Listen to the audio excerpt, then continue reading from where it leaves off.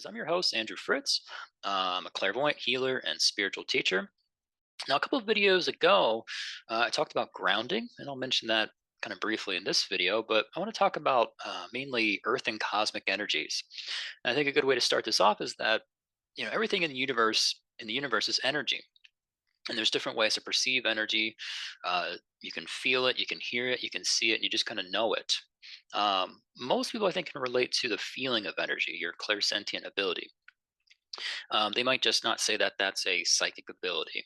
Um, but there's a lot of misconception around the word psychic. It just means of or pertaining to the soul. There's a lot of uh, negative energy kind of associated with the word psychic. Usually it's fraud, scammer, bad, wrong, negative. It's just heavily invalidated and misunderstood. But it just means of or pertaining to the soul. So psychic ability, soul ability, and clairsentience, that's a psychic ability. We all have that. And most people can relate to that. And people notice it when they're meeting new people or going on a first date, job interview, they go on vacation to a new place. And they're feeling the energy, they're feeling the vibe, sometimes good, sometimes bad. Um, think of when when I grew up, when I was younger, I grew up in an old farmhouse. It was haunted. Um, and myself and other family members, we all have our certain experiences, ghostly encounters, so to speak. But there's always this one room in particular that um, just felt eerie. There's just kind of this unnerving tension, so to speak, when you're in the room. And at some point, when I was older, I kind of lived on the far side of the house, and I always had to walk through this particular room to get to my bedroom.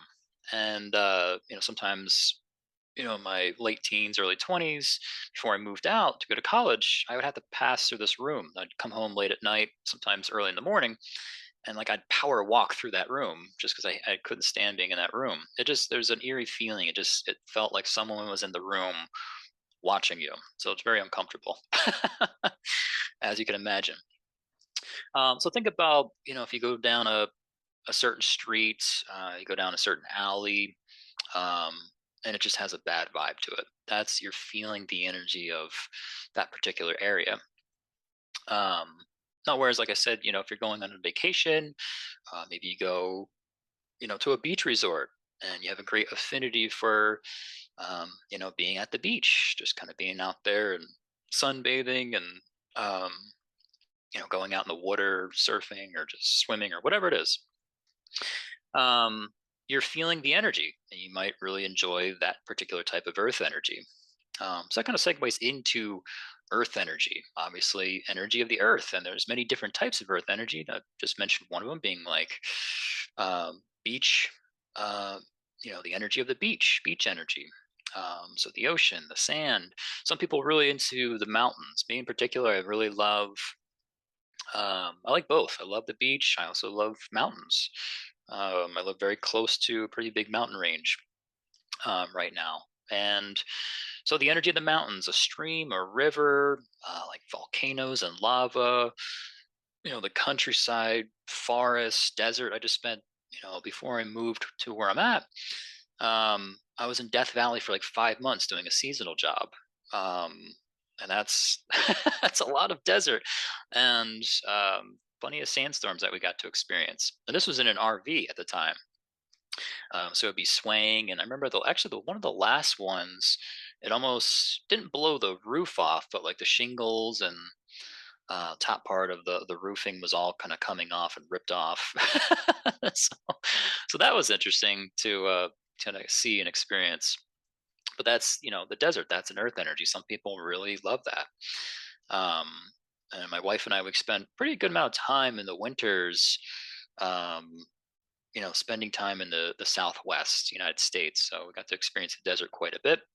I really enjoyed it, especially nice to kind of dodge the winter and the cold weather.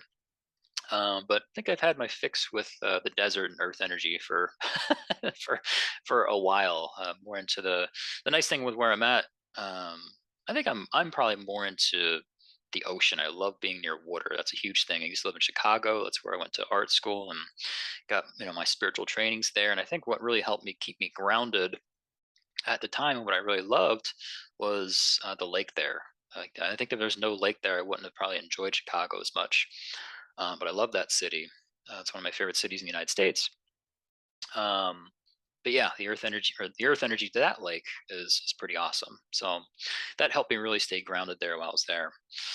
Um, so yeah, those are some different examples of earth energies. But like I was saying, like I really enjoy the water. My wife really enjoys the mountains. I like both, but we're in a place where we do have both. So it's a great kind of combination. So the cool thing with meditation is that if you're in a particular location and maybe there's another part of the world that you've never been to, um, that you fantasize about. And there's different reasons that you might be drawn towards that location. And one of them might be the earth energy. You may have also visited that place and just know that, yeah, I've been there. Earth energy is awesome.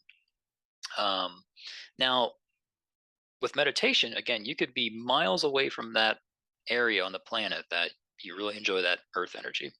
And the cool thing is you can get grounded and kind of turn within, and you can really tap into that earth energy that is miles and miles away on a different part of the world.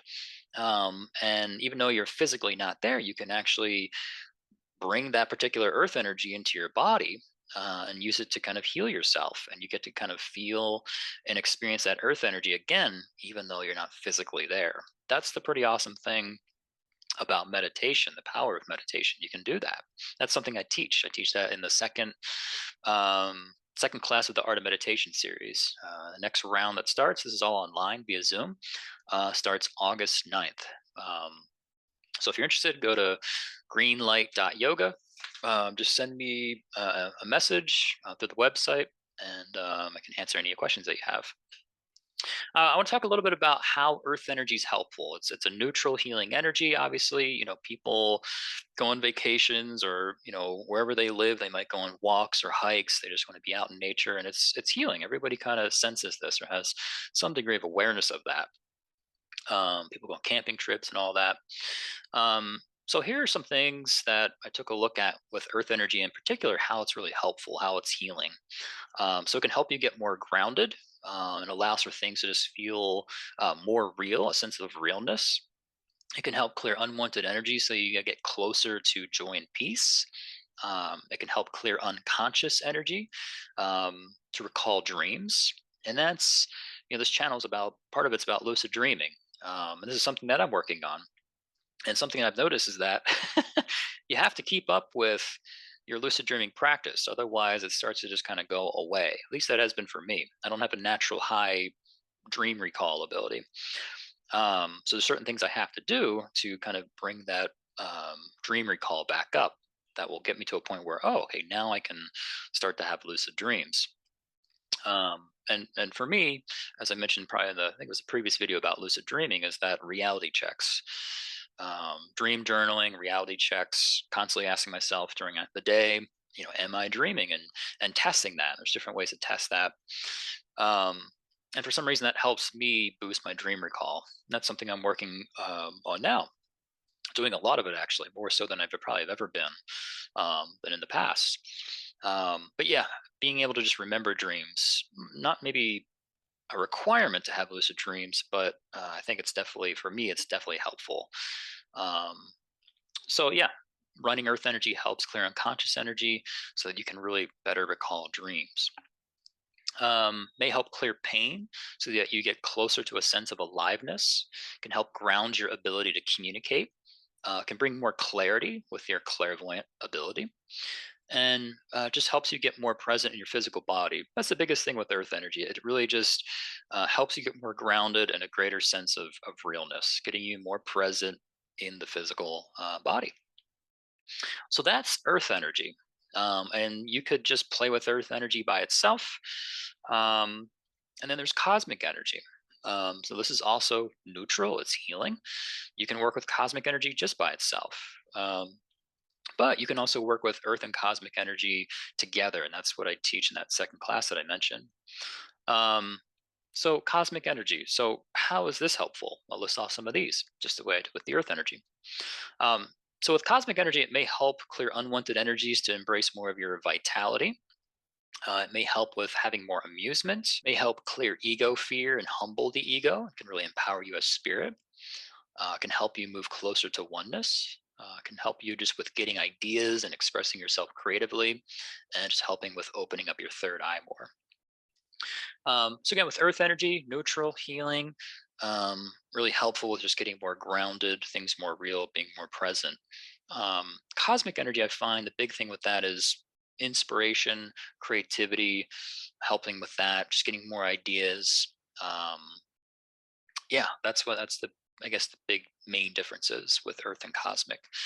Um, but often in my own meditations, I work with them kind of both together, which is pretty cool. I remember when I was learning this, actually, before I even really took um, the class, my roommate who kind of introduced me to spirituality was kind of teaching me this. And also, there was a book that had some of the instructions on how to run Earth and cosmic energies. Um, but it's awesome. It's when I mean, running Earth and cosmic energy in the body, in your energy system, that system within your body that's comprised of those channels and chakras. When you run Earth and cosmic through that, you're healing yourself. This is self healing, kind of cleansing of just a way you do. Maybe you fast, or there's certain things you do for your physical body that kind of purges the toxins out of the physical body. And this is kind of the same thing. You're just kind of purging um, just of unwanted energies. Some people say negative energies, low dense energies. Um, it's all. I had that question once. When I was teaching um, basic meditation, like especially with grounding and forgiveness, where you start to learn to release. And this lady asked me, "Well, how do you, or what are you releasing?" And it's not that you're letting go of your energy. Um, it's you're releasing any unwanted energy. So some common energy someone might release would be like pain or fear or judgment, invalidation, punishment, guilt, disappointment. Um, and these can be energies that were from recent or from years and years ago. And then even a long time ago, past lives can be related to that. It goes back pretty far. That's some examples of what you might be letting go. Okay, so I think that's all for this video. Hope you enjoyed that, and then I'll see you in the next episode. Take care.